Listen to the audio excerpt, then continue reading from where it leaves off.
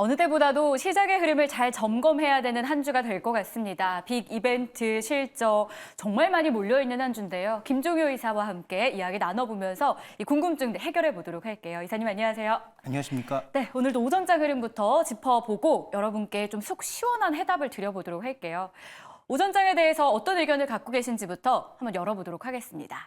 자, 여기서 포인트는 글로벌 증시인 것 같아요. 아시아 증시가 연동하고 있는 흐름이 어제 오늘 좀 포착이 되고 있는데요. 오늘 보니까 상해 종합지수는 오히려 하락을 하고 있고요. 일본 증시도 국내 증시랑 비슷하게 한 강보합 정도? 왜 그러는 거예요? 네, 어제부터 일단 최근 들어서 전체적인 맥락이 항상 같이 움직인다라고 보기 어려웠고, 특히 네. 일본 증시는 한때 또 최고가를 다시 찍기도 했었거든요. 그렇죠. 그런데 최근 들어서 이렇게 뭔가 우리 증시와 붙어 다니고 있는 핵심 포인트는 결국 트럼프. 그래서 미국 시장은 어저께 트럼프보다는 뭔가 해리스 부통령의 좀 무게를 실는 모습이 발견되면서 기술주라든지 이런 종목들이 굉장히 민감하게 반응하는 모습도 마리아나 관련주들도 일부 움직이고 테마주들의 성격이 약간 뭔가 바뀌는 그런 모습을 보였던 반면 국내 증시는 그런 모습을 이어가지 못하고 어제 일본 증시와 함께 동일한 낙폭을 보이면서 움직였는데 오늘도 좀 비슷해요. 일단 일본 증시와 최근에 붙어서 좀 움직이고 있는 모습인데 이건 환율과 연관될 수 있습니다. 그래서 기본적으로 트럼프의 환율 정책이 지금 달러가 상대적으로 너무 강하게 움직이고 있다라는 그런 뉘앙스를 보이고 있어서 그런 환율이 연동될지 여부도 좀 중요하게 바라볼 필요가 있겠고, 이게 지속될 것 같지는 않지만 어쨌든 단기적으로 일본 증시가 좀 붙어 다니고 있으니까 그 일본 증시의 오후 흐름과 국내 증시의 흐름이 또 맞물려 돌아가는지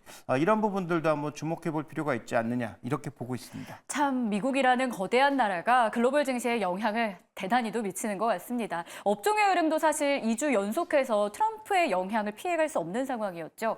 오늘 장에서도 자동차주의 반등을 두고 이 트럼프 이야기가 계속 나오고 있습니다. 다음 장 한번 보죠. 자동차, 현대차, 기아 대표적으로 일단 오늘은 반등이 나오고 있는데 2분기에 판매 실적도 전기차 쪽 괜찮았고 배당 성향에 대한 기대감도 되게 많잖아요. 그럼에도 계속 발목 잡힌 이 느낌. 반등 원하는데 그러려면 어떤 게 필요하겠습니까? 근데 그 며칠 전에 제가 한번 말씀을 드렸잖아요. 지금 이 시장에서 기술주 빠지는 건 이해하겠는데 자동차가 더 많이 하락하는 건 네. 이해하기 좀 어렵다. 그렇다면 이것은 트럼프에 대한 우려가 선반영되어 있는 것이 아닌가. 근데 이제 많은 분들이 FTA가 체결돼 있는데 관세를 어떻게 부여하느냐. 방법을 찾겠죠. 그래서 미국의 전문가들이 인정하고 있습니다. FTA 제협상보다는 FTA가 체결돼 있음에도 불구하고 관세를 부여할 가능성이 있다. 비동맹국에게는 더 가혹하게, 동맹국에게도 할 가능성이 있다라는 얘기를 미국 내에서 얘기가 나오고 있는 상황이거든요. 그래서 이 자동차 업종 같은 경우에는 지금 우리가 상대적으로 글로벌 레거시 비교해서 비쌀 수 있는 이유는 딱 한 가지잖아요. 전기차 잘하고 있고 그다음에 마진율이 높다. 네. 근데 그 두 가지를 모두 깰 수 있는 게 트럼프거든요. 그래서 현재 지금 자동차에 나타나고 있는 우려는 실적이 나빠서가 아니고 그런 우려를 선반영하고 있는 과정이니까 이게 어떻게 전개될지는 앞으로도 조금 미지수예요. 그래서 저는 오히려 실적 발표하면 조금 더 반등할 가능성은 있다라고 보는데 과연 반등을 지속하고 증권사들이 바라보고 있는 목표가를 가기 위해서는 트럼프 말고 해리스가 된다는 어떤 그런 확신이 나타나야 될 텐데 그 확신은 쉽지 않아서 이 자동차 종목에 대해선 정말 싸게 사신 분들이 아니라면 조금은 우리가 중립적인 시각에서 확실하게 숫자라든지 그다음에 정책의 방향성을 확인하는 그런 전략적 접근이 필요하다 이렇게 판단하고 있습니다. 갑자기 자동차주의 어깨가, 이 두 양 어깨가 무거워진 것 같습니다. 정책적인 이슈가 결합이 되면 참 이러지도 저러지도 못하는 것 같은데 그렇기 때문에 자동차주에 대해서는 김종효 이사 다소 중립적인 의견을 주셨습니다. 투자에 참고해 보시죠. 자, 그럼 본격적으로 오늘은 저희가 어떤 내용으로 좀 더 깊이 있게 시장을 바라봐야 되는지 김종효의 픽 본격적으로 시작해 보겠습니다. 오늘은 투자 전략을 좀 준비해 주셨는데요. 변곡점 가능성을 대비해서 우리 포트 한번 점검해 보겠습니다. 근데 이걸 체크한다는 건 변곡점의 가능성을 좀 열어두고 보신다라고 해석해도 될까요? 네, 맞습니다. 지금 시장이 폭락한다 이런 관점이라기보다는 네. 기존에 우리가 상반기까지는 미국 시장에 투자하시는 분이나 국내 시장에 투자하시는 분이나 정답이 있었어요. 정답지가 있었고 그 정답지가 다소 조금 심하다 싶을 정도로 과열되는 모습을 보여왔거든요. 미국은 빅테크 종목군들, 특히 AI와 관련된 종목군들이 그 해답지였고 우리 시장은 화장품, 그다음에 뒤로 넘어오면서는 뭐 삼성전자를 포함한 일부 반도체, 그다음에 뭐 바이오 몇 종목들 뭐 이런 게 해답지였단 말이죠. 근데 이 해답지를 하반기에도 가져가도 되느냐? 그렇지 않다라는 말씀을 드리고 싶은 겁니다. 그러면 저희 세 가지 포인트를 통해서 투자 전략 이 시점에서 좀 중심 잡게 해보도록 하겠습니다. 세 가지 포인트 중 첫 번째 내용부터 열어볼게요. 참 시장에 관망하는 분위기가 강해요. 리스크 온 지속되고요. 대기 자금 확대되고 있는데요. 가장 리스크 원탑 뭐라고 보세요? 네, 일단 리스크 온이 지속되고 있다라는 것은 그만큼 위험 자산에 대한 투자가 여전히 이어지고 있다라고 봐야 되는데, 다만 각도가 좀 많이 바뀌었다라는 것도 인정해야 될 것 같고요. 그래서 전체적으로 자금이 풍부한데 그 자금이 움직이는 동향은 달라지고 있다라는 것도 우리가 인정하고 가야 될 상황입니다. 그래서 준비된 그림 보시면 어떤 얘기인지 아마 감이 오실 텐데요.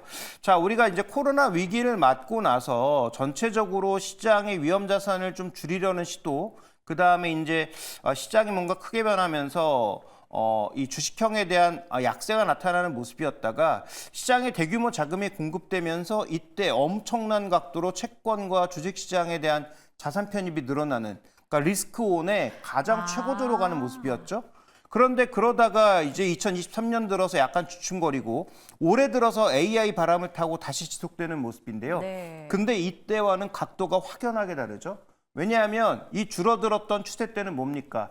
연준이 정책을 긴축적으로 돌아설 수 있다. 금리를 계속 올리고 있다라는 그런 부담감이 작용한 거죠. 지금 다시 올라간 것은 연준이 다시 정책 기조를 바꿀 수 있다라는 기대감이 작용하고 있는 거죠.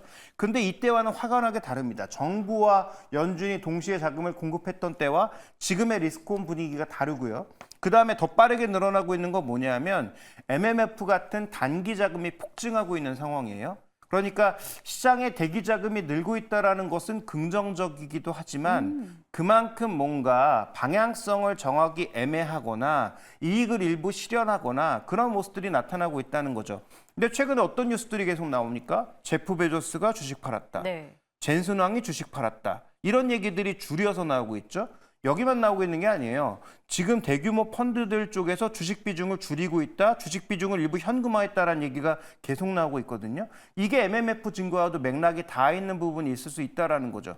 그러니까 우리가 매크로하게 큰 자금 흐름을 살펴봤을 때 드러나는 특징은 리스크온은 지속되고 있으나 그 안에서 자금의 성격이 바뀌고 있다라는 걸 명확하게 알 필요가 있는 거고요.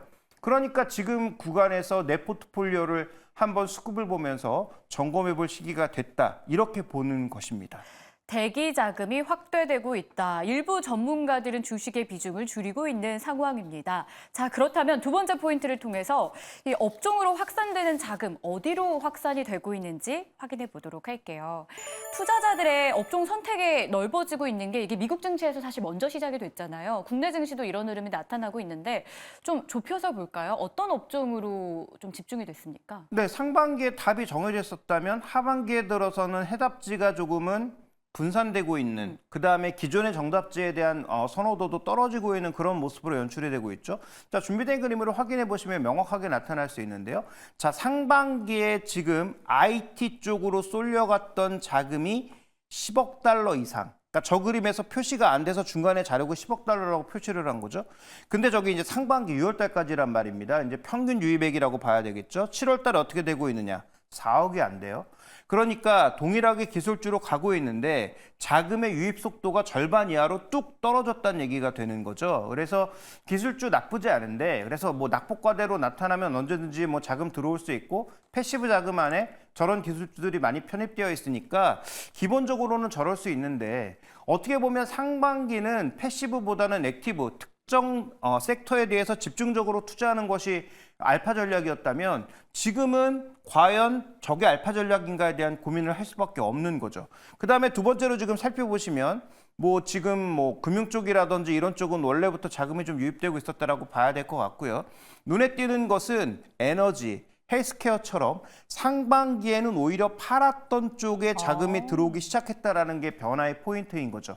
즉 이게 고평가 때문에 상대적으로 너무 많이 올랐다, 너무 빠르게 올랐다는 자산 배분일 수도 있고요. 그다음에 트럼프가 될 가능성이 높아지면서 나타나는 자산 배분일 수도 있고요. 그렇다면 지금 현재 구간에서 미국 시장의 가장 앞단에 있는 가장 힘이 좋다는 이런 큰 펀드 자금들의 움직임이 이제 업종을 벌려가고 있는 거예요. 그러니까 기존의 IT로만 집중하는 그 집중도가 떨어지고 있다는 거죠. 그렇다면 뭐 이들이 항상 정답은 아니겠지만 시사하는 바는 있지 않을까요? 그래서 우리가 너무 IT에 집중해 왔다면 난 엔비디아밖에 안 샀어. 그래서 수익률이 너무 좋아. 이렇게 지금까지 누려오셨다면 하반기에는 조금 다른 선택을 해야 되지 않을까? 두 가지 포인트가 더 있습니다. 여기. 주목해 봐야 되는 것은 일단 기본적으로 IT 신제품들이 쏟아져 나오는 그 세린 효과가 정말로 잘 팔리는지 확인해 봐야 되는 상황이고요. 그다음에 트럼프가 되면 그 소위 AI 투자가 생각보다 줄어들 가능성 이런 부분까지 같이 고려해 봐야 되는 거죠. 알겠습니다. 업종의 선택이 넓어지고 있는 7월의 흐름 체크해 봤고요. 자, 이번에는 마지막으로 수급의 동향도 점검을 해봐야 될 것 같아요. 외국인 투자자들의 수급에 영향을 많이 받는 국내 증시입니다. 그런데 선물의 누적 잔고가 3조 원 정도 되는 것 같더라고요. 하반기에 룸이 좀 모자르지 않을까라는 의견에 대해서는 어떻게 생각하세요? 네, IT가 지금 우리 수출을 견인하고 있잖아요. 그런데 IT가 아까 말씀드렸던 바에 의하면 줄어들 수도 있거든요. 그러면 국내 수출이 하반기에 생각보다 줄어들 수도 있어요. 또 하나 요인이 뭡니까? 중국과 관련돼서 우리가 지금 중국이 8월 달부터 관세 부여되는 것 때문에 엄청나게 밀어내게 수출을 하고 있단 말이죠. 이게 하반기에 둔화될 수 있어요. 그럼 우리 중국을 통해서 수출하는 중간재 수출도 있거든요. 이것도 줄어들 수 있습니다. 그렇게 본다면 하반기 수출은 우리가 예상한 대로 안 나올 가능성이 높다고 봐야 되겠죠. 그렇다면 이제 준비된 그림 보시면 외국인 선물 동향도 지금 어떻게 돌아가고 있냐면 롱텀으로 봤을 때 지금 누적 순매수가 계속 박스를 그리며 가고 있다가 정점에서 떨어지고 있는 중이에요. 그리고 여기서 추가적으로 늘어나기보다는 어느 정도 줄어들 가능성이 더 있지 않나 좀 고민해 봐야 되는 지점이고요. 그다음에 지금 현선 비율이 굉장히 높아지고 있다. 현물 거래대금과 선물 거래대금이 이렇게 높아지고 있다는 건 단기 변곡점일 수 있습니다. 즉 현물이 올라갈 수 있다는 단기 변곡점일 수 있는데 중장기적인 추세 속에서 코스피백의 탄력이 줄어들고 있는 구간이니까 이게 추세 변곡점에서 단기 반등일 수 있거든요. 그렇다면 우리가 종합적으로 봤을 때는 외국인들 하반기에 현물 유입도 줄어들 가능성, 선물 쪽에서 그 줄어드는 현물에 대한 대비에 나설 가능성 이런 부분들을 고려해 봤을 때 저는 그렇다면 지금은 포트폴리오를 좀 조정할 필요가 있겠다 이렇게 좀 봐야 될 것 같습니다. 결론 도출 한 번 더 해볼게요. 포트폴리오 조정에서 가장 핵심 뭐라고 생각하세요? 네, 두 가지죠. 지금 현재 구간에서는 주식에 막 올인해서 뭐 레버리지까지 써서 이게 이제 최악의 전략이라는 거죠. 지금은 일정 부분 반등을 했을 때 현금을 조금 마련해 볼 필요가 있겠다. 이게 이제 핵심 포인트죠. 상승 속도가 둔화되면 어느 정도 조금 현금 확대가 필요하다라는 거고요. 그다음에 업종 같은 경우에도 그동안 IT 뭐 어떤 특정 업종으로 집중하셨다면 지금은 트럼프 정책에 맞는 일부 종목으로 고쳐갈 필요가 있다. 이렇게 좀 봐야 될 것 같습니다. 변곡점 가능성을 열어두고 저희가 중심 잡기 투자 전략 세워봤습니다. 도움되셨길 바라면서 이사님과 여기서 인사 나눌게요. 고맙습니다.